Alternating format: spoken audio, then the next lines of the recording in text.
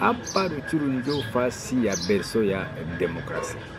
Sababu gani berso ya demokrasia? Sasa si tunaona mbali, wakati tunaona nchi inaharibika, tunasimama parapora wetu wengine.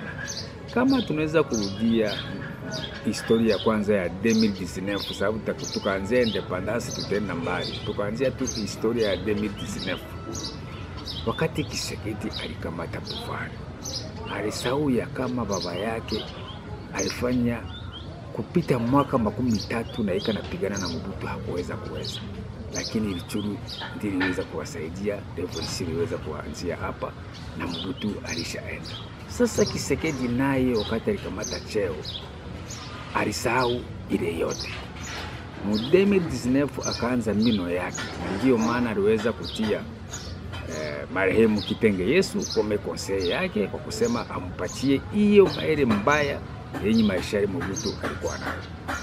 Na kwa hiyo alianza kuforme milisi wapi? Parikingabwa. Mwenye alikuwa chef ya recrutement, mwenye alikuwa directeur de cabinet ya maison civile ya chef de l'etat Pierre Mutanga. Na kama ni bongo unaweza kuuliza Jean-Marie Kabundi, sababu wakati walimupinga wakasema bana hawezi kufanya milisi, haiko mzuri. Na ndio maana unaweza kuweka Jean-Marie Kabundi naye apindana na pesa. Ni akili kwa nini? Akisha kuona wale wa bandia wenyewe wako na forme Kingabwa, kisha aweze kuwatomana huku, na ndio maana aliweza kuinstaurer etat de siege ya kusema akamate wale wa vijana yote awatie huku, na kisha achange constitution, manake abakie ndani ya utawala. Kabla ya hiyo, wakati aliona kama Ruchuru inasimama, wakati ili ilikuwa unagana changement constitution iliweza kusimama. Sasa leo hii na wapolitisi wa ndugu zetu juu ya tamaa ya pesa, angalia namna gani mwingine ikinakufa na watu wanapiga tu mikono. Wakati Kisekedi alikamata pouvoir, kama unauliza watu wa Kinshasa, tangia pale kugari central mpaka Ipen ilikuwa Ulaya, lakini leo hii alivunja kuifase trace yenye Kabila aliacha. Kama unaangalia ngambo ya Bandundu, kulikuwa Bukangalonjo, ilikuwa inasaidia. Aliweza kutumana Muzito kwa kuanzisha hiyo fujo ya Mumbondo kusema ile Bukangalonjo ifariki. Ufare meme Kindu, huko Universite ya Matata Ponyo, yenye ilikuwa inasaidia watu, ile yote alitafuta kuvunja. Na ndio maana tulisema hapana, tunasimama tukaendelea vile. Tanzania, Kongo itabakia ni yalala. Watu ngapi wanakufa Beni? Na kama tunaenda ngambo ya Walikale, wakamata uwili misiki soi-disant député. Hawahi kusema nini? Rwanda inaiba minere ya Kongo. Monsieur le journaliste, unajua geografia ya Kongo. Kama unatokea Walikale, uulize kompanyie Temka inasomba minere tangu Walikale, inapita njia Kisangani, inapita Kasindi, Uganda, wanaenda kuisha Afrika Sud. Utaifarisha Rwanda? Ama ni Kisekedi ndiye anaiba hiyo pesa? Hakuna takilalo hata barabara moja walijenga. Lakini kama unafika Rwanda, nikisani utangadani Buraya. Na ndio maana unaona wazungu wanakuambia sema visit Rwanda. Ni sababu kule ile diserie. Lakini ukafika hapa kwetu, vitu yote inakufa.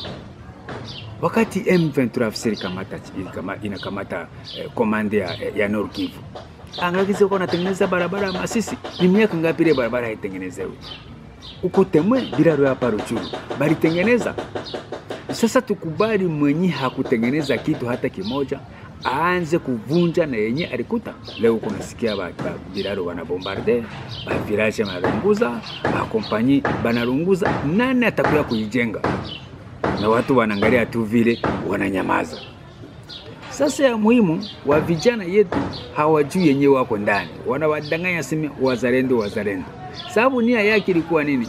Wa vijana yote ya ngambo ya ese wateketeye kabla ikana forme batu yake huko ngambo ya Katanga.